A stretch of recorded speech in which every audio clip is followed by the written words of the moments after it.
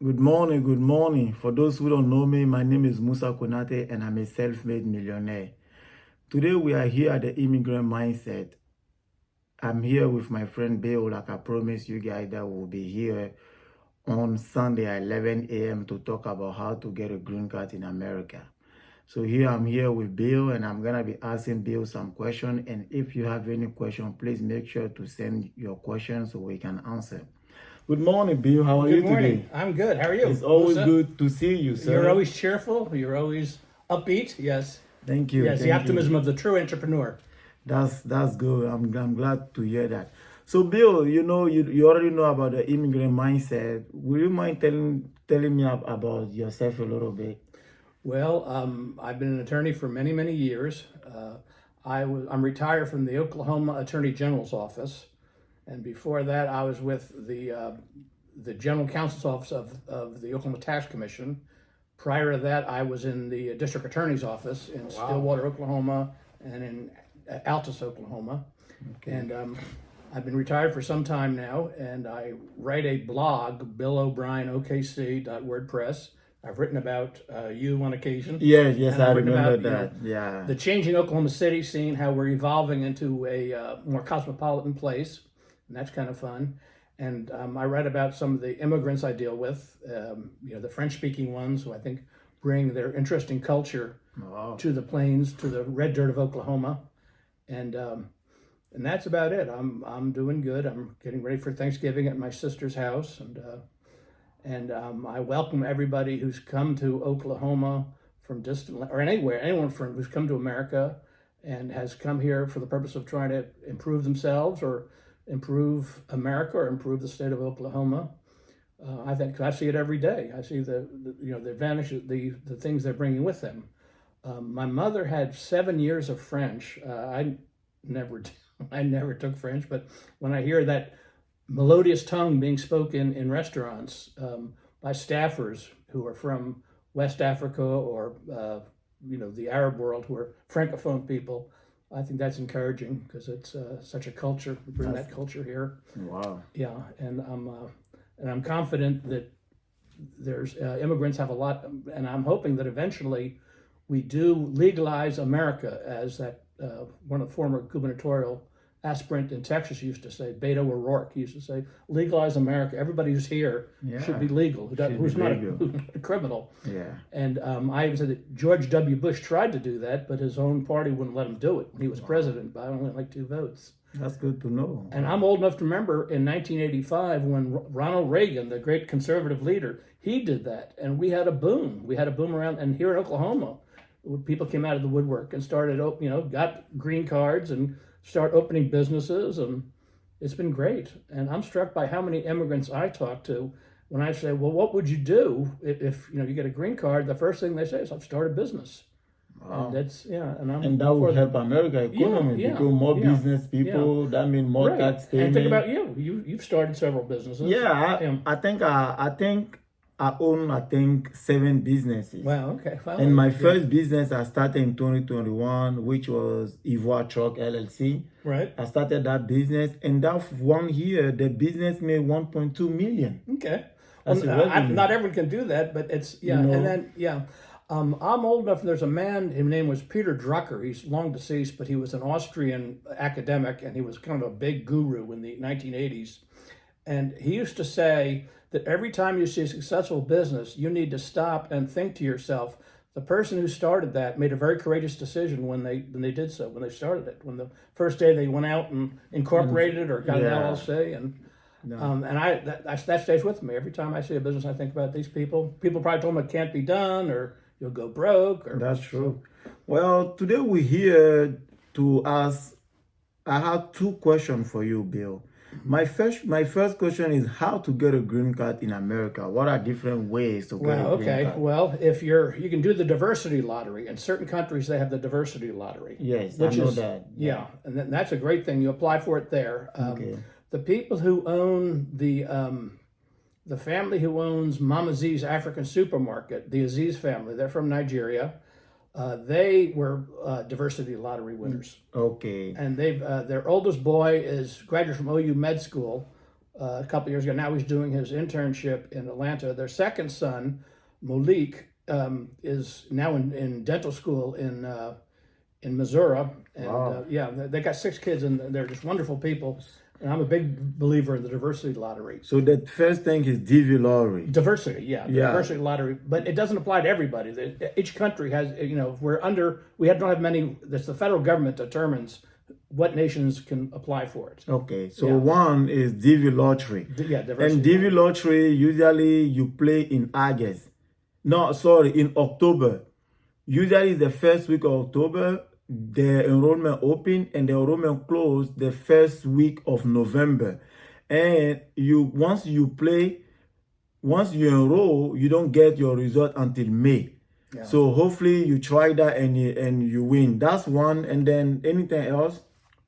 Yeah, well, if you're here, you marry an American. And I can remember years ago when first people started saying that they met on the internet. People didn't believe it, but now it's commonplace. People meet all the time on the internet or Facebook or whatever, and that's recognized now. So I always say that, and you have to have a valid marriage, but I went to an interview last week when I saw you, and that was her citizenship, but she got her green card. That woman who's from Nigeria got her green card through one of her children, who was a U.S. citizen who had been born here. Okay, so technically, your U.S. citizen kid can apply for you When they're 21. when they are 21. Then that's very sad, because a lot of people believe wrongly that once you have an American child born here, they can file, but no, it has to be 21. The child had to be 21 years Right. old. No one can do it till then. Yeah. Okay, so that's one thing. So DV lottery, and then your American child born, once they reach 21 years old, they can apply File for you. Yeah. And or you can be married to American citizen. Right. And then if you're here, you can adjust your status immediately, where it takes a while. And the big thing, you have to have entered legally. Now, even if you're out of status, which a lot of people are, they came here on student visas that expired, or they dropped out, or they finished and they stayed. But if you entered legally, you can adjust your status if you're married to an American without having to go back home and to wait for a visa to be issued to you there. Okay. So that's a real good thing. I tell people all the time that, love conquers all. So if they find if they have a stamp on their passport that indicates they entered the U.S. legally, it's a lot easier. Now, Okay. if you don't have any paper, the government takes the attitude they don't know much about you since you did not come in lawfully, and they have no record of your entry. And so that's when you have to go, get married, but then you have to go back and wait for a visa to be issued to you. To be issued to you. Okay. Under certain circumstances, you can request a waiver of that requirement. If you can show that it would be a burden on an American citizen family, like if you had your wife's an American citizen, your husband's an American citizen, you have several children who are U.S. citizens, Okay. that would be a burden on them. That sometimes they'll waive that requirement. Okay, so technically, if you are a breadwinner and sending you back will put your family in That's jeopardy. it. Yeah, you can show it to be a burden or a hardship on American citizens. So it can be waived in that case. Yeah. Okay. But that's a special deal. You have to file a separate request for that. What about the employment base? I know sometimes it can be. It's real slow now. That's done through the Department of Labor, which is a whole nother bureaucracy of the federal government. And you have to get someone to sponsor you, an employer to sponsor you. Okay. And normally they want a lot of requirement, like advanced degrees and stuff. But they have been known. There's someone here in Oklahoma City who got one approved for a chef in a Pakistani restaurant who had worked at a very exclusive Pakistani restaurant in Pakistan. Okay. And he did not have any advanced degrees, but he had sufficient experience to satisfy that requirement. And he was able to get it. Well, yeah, but now I don't think he's here yet because there's some problem with his interview. And interviews are very difficult. They can be very difficult. And the first thing they'll tell you, there's no appeal. And the interview, of course, is conducted in your home country, but there's no appeal right. If you get denied, there's nothing one can do. And, what about for someone who already live in America and want to be sponsored yeah. by an employer? Yeah, they could try to do that, but they wait and they don't act on it. And the thing is, I believe you have to depart, if you don't hear from them. But there are people who do that. I really don't do that much of it, but I've got a good friend here, Rand Stein, who does. Yeah, I Yeah. heard about him. Yeah, he's a good fellow, and we can connect. Anybody who's interested, we can connect with them and set up a meeting.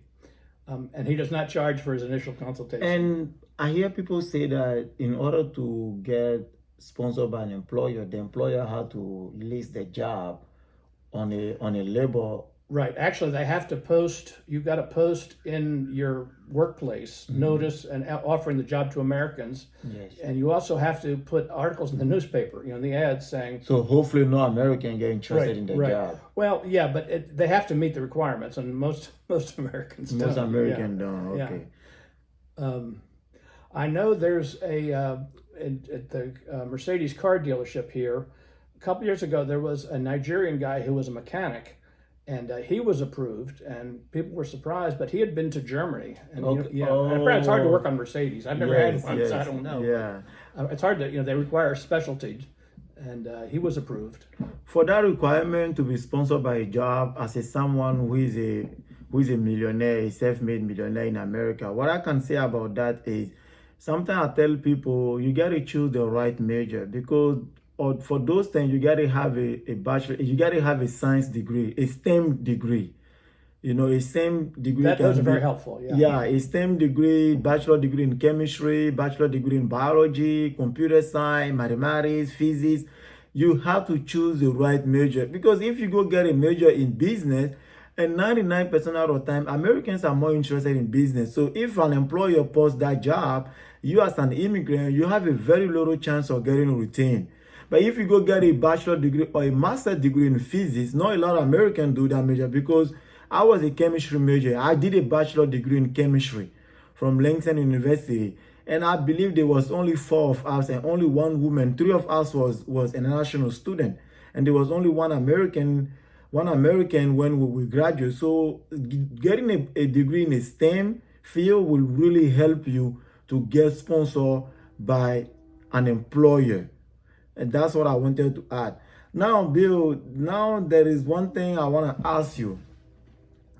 Is there any other thing? I think we healthcare. Everybody needs healthcare. I mean, and so there's a lot of people who get they get sponsored by their employers here. There's a lot of nurses, RNs, physicians. A lot of them get approved. Okay. And they're sponsored by their employers. So bachelor degree in nursing, which is also part of STEM and field. RN, if you get an RN. RN, okay, registered nurse. Okay, well, Bill, thanks for answering those questions. Now, my last question to you will be, what is one thing that most immigrants struggle with when they come to America? New customs, new vantage point. I tell people, particularly people who don't have any don't have any papers or anything, to abide by the law. Do not drink and drive, because I know a lot of people get picked up. In the old days, they just got a ticket, but now they call ICE on them. And what happens is that here in Oklahoma, if you get picked up, they're supposed to wait, is it 24 or 48 hours? And if ICE doesn't come get you, they release you. But what happens is that ICE usually has been coming to get you, at least recently, and put you in proceedings. And once you're in proceedings, that's a whole nother thing. There's the immigration court for Oklahoma is based in Dallas. But even that, you have some remedies there too. Now that's a little bit more rigorous process going through the immigration court. But we do have a lot of people here in Oklahoma City who specialize in that. And in the old days, you had to drive to Dallas, but more recently, after COVID, they've been letting you appear through Zoom. And hope that tradition continues, but we really don't know. So what Bill trying to say in conclusion is, do your best to stay out of trouble. Yeah. Because once you get in trouble, it becomes a little harder to get your green card. So once you come, to conduct yourself well, stay away from trouble. Anything that will put you in trouble, you have to stay away from you have to stay away from that. A little story that I will tell you: when I was back in college, I had a friend from Nigeria, and my friend name was Osei. Osei came from Nigeria. The first month he arrived, he was talking to a young lady that was also a college student. Then the girl was a Caucasian, they were talking, and that means think about this. We just got here. I mean, he came from Nigeria. I came from Ivory Coast. We met at Langston. Was all student. Then they end up talking. And one day he invited a girl to his apartment, to his dorm. And then I don't know whatever happened. He came the next morning and he was telling me, "Oh, I'm happy. My girlfriend came." That was Monday morning. And around 4 p.m., the police was looking for him everywhere. And one of the girlfriend told him that, "Oh, my friend reported that you raped her." And I was like, "Wait, what happened?" Now, he explained to me that when the girl came, at first she didn't want to have sex. So she said no. No means no. When someone says no, Yeah, I agree with that. you have to stop. Yeah. No, it means no. It means you really have to stop it completely. So unfortunately, I don't know whatever he ended up doing. The girl ended up saying yes. Then they slept together. He was happy. But now, even if she ended up saying yes after she said no, my advice to you is let her go. Because what got my friend in trouble, she said when she said no, his face changed. So she got scared of her life. So she ended up settling down to sleep with him so he wouldn't kill her. Which the guy was not a violent man. I mean, from my understanding, because he was always sweet. But guess what? She said no at first and she started saying yes. And now she's saying that she said yes because she was scared of her life. And guess what? My friend had to leave America at 9 times. So he left America to not be in trouble. And that's the end for him. He only been here for a month. Imagine you going back. Your mom, your family, everybody will be depressed. So when a girl says no, it doesn't matter. You have to let her go for that. Even if she say yes later, don't do it. Let her go home. If she really won't, let her come back another time. No mean no. Stay out of trouble. Yeah. And the irony to that is that a lot of offices, district attorney offices, will tell you that if a woman goes to a man's apartment, they won't file a charge because that's, or they say that if a woman leaves a bar with a man that she didn't go there with to his place or her place, they're not going to file a charge for her because it's just too close to call. And if she went to his, is that what you said, that she went to his apartment? Yeah, she went to his apartment, but she still filed HR. She was a white girl, actually. She still filed HR. And there were 2 cases that happened on campus. There was another guy, he came from Bolivia. Okay. He came from Bolivia, and he was with this young white girl. And that actually was my roommate. I wasn't living on campus anymore. I was living off campus. And Miguel and I, we put money together to get a 2-bedroom when I first arrived, so the rent would be cheaper. So one evening, Miguel came home, and I came back from work because I was a CNA when I first came. Because I got my CNA license. I was working as a CNA. I was tired. I was sleeping. And I hear the knock at the door, and I go open. It's 4 officers, 3 men, 1 woman. And they said, "We're looking for Miguel Roja."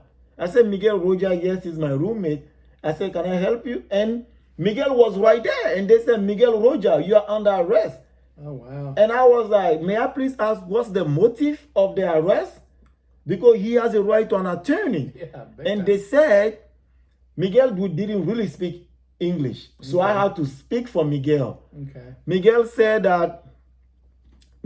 "Well, Musa, can you ask them?" And I told them he has a right to an attorney. Right. And they said that the young girl named Monica had reported that Miguel raped her. And it was an oral rape. She said Miguel eat her out. He went to jail for 6 months before he was proven not guilty. Yeah, he probably couldn't post bond. Yeah. He couldn't post bond. He didn't know how to speak English. Yeah. And then we went to the court. They asked him, "Miguel Roja, this young lady is accusing you for oral rape. She's saying that Miguel just eat her out." Wow.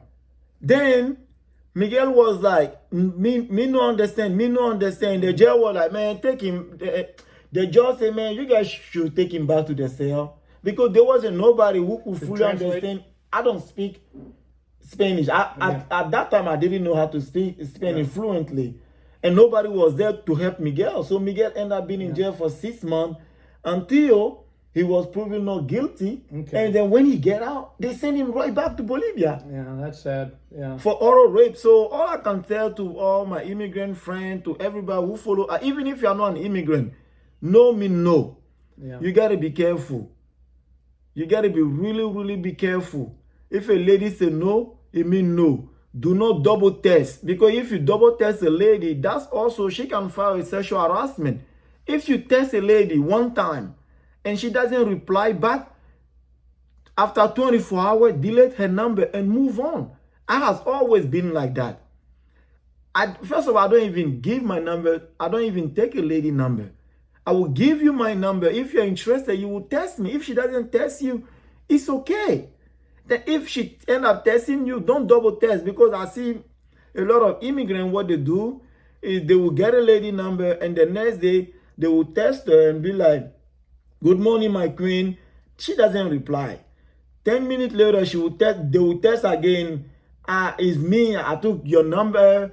I'm testing, you are not replying. She doesn't reply. They will keep testing. You gotta stop that, because that's also a harassment. Yeah, it can be harassment. Yeah. If you test a girl, she doesn't reply you, my brother, after 24 hours, delete that girl number. Forget about that girl. There is someone out there who will want you for who you are. Right. And I will say that I've been to court where people have filed harassment charges and tried to get a protective order against immigrants, several immigrants that we both know. Yeah.